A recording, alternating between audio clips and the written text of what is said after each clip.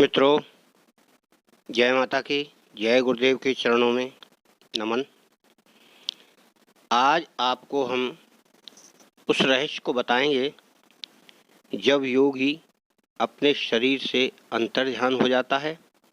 उस क्रिया में किस साधन या किस क्रिया की महत्व भूमिका है और साधक कैसे कर सकता है। तो मित्रों, व्यक्ति साधना करते करते इस स्थिति में पहुंच जाए कि उसको समाधि की स्थिति आ जाए, तब समझो उसकी साधना सही चल रही है। क्योंकि साधना योग का एक ऐसा अंग है। योग का मतलब यही होता है कि अपनी सारी इंद्रियों को, अंदर की और बाहर की सारी इंद्रियां, किसी एक बिंदु पर केंद्रित होकर उसी में समाहित हो जाएं, उसी में विलीन हो जाएं और अपने पूरे शरीर का कोई भी ज्ञान न रहे। तब जाके उसे वह ज्ञान या वह कला या वह क्रिया प्राप्त स्वयं ही हो जाती है और योगी उस क्रिया को स्वयं कर लेता है। क्योंकि साधना करते करते व्यक्ति उस स्थिति में पहुंच जाता है जिस स्थिति में वह जाना चाहता है, यानी समाधि की स्थिति में। जब समाधि की स्थिति में पहुंचता है तभी समझिए कि उस योगी की साधना बिल्कुल चरम सीमा पर है और उसे वह सिद्धि प्राप्त हो चुकी है। यह कौन बताएगा? जो दूसरा व्यक्ति देखेगा वही बता सकता है। अब बात यह है कि योगी किस क्रिया को किस समय करता है और उसकी कौन सी इच्छा है। जब योगी अपनी सभी इंद्रियों को एकत्रित कर, यानी समाहित कर, ध्यान द्वारा, ध्यान, धारणा और समाधि द्वारा उस क्रिया में लगाएगा, यानी उसमें योग करेगा।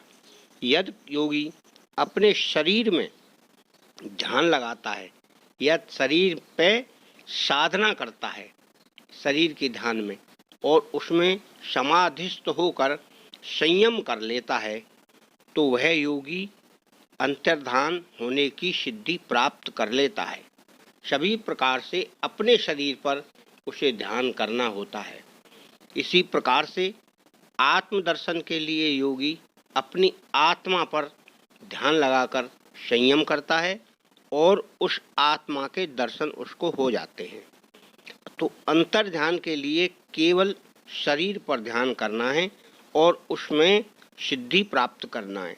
सिद्धि का मतलब यही है कि यदि वह योगी अपने शरीर का आंख बंद करके ध्यान करता है तो तुरंत ही उस शरीर में समाधिस्थ हो जाता है। अपने शरीर की छवि या आकृति दूसरे स्थान पर देखकर उसमें ध्यान करता है और उसमें विलीन हो जाता है। तब जाकर उसे अंतर ध्यान की शक्ति प्राप्त होती है। यह महर्षि पतंजलि ने बहुत विस्तार से लिखा है कि यदि कोई भी साधक इस तरह का संयम कर ले तो उसको सिद्धि प्राप्त हो जाती है। यानी जब योगी अपने शरीर के रूप में संयम कर लेता है तब वह दूसरे के देखने में आने वाली शरीर की दृश्यता शक्ति का संकल्प मात्र से अवरोध कर सकता है। उसका अवरोध कर लेने पर दूसरों के नेत्रों की प्रकाश की गति रुक जाती है और उसका संबंध उससे नहीं रहता। इस कारण उसे कोई नहीं देख सकता। इसका नाम अंतर ध्यान है। इसी प्रकार से कोई भी साधक या योगी अपने शरीर के स्पर्श का संयम करता है या स्पर्श करने की शक्ति में संयम करता है तो वह उसे छूने की शक्ति प्राप्त हो जाती है। उसे कोई छू नहीं सकता। अगर छुएगा तो उसको यह एहसास ही नहीं होगा कि मैं योगी को छू रहा हूँ। इस प्रकार की शक्तियाँ केवल संयम से ही प्राप्त होती हैं और संयम हर जगह करने का अलग अलग स्थान होता है और अलग अलग स्थान पर संयम करने से अलग अलग प्रकार की सिद्धियां प्राप्त होती हैं। तो मित्रों, यह है अंतर ध्यान की सिद्धि। आप साधना कोई भी करें, केवल धारणा, ध्यान और समाधि, इन 3 पर ही यह निर्धारित रहती है कि हमें सिद्धि मिलेगी या नहीं।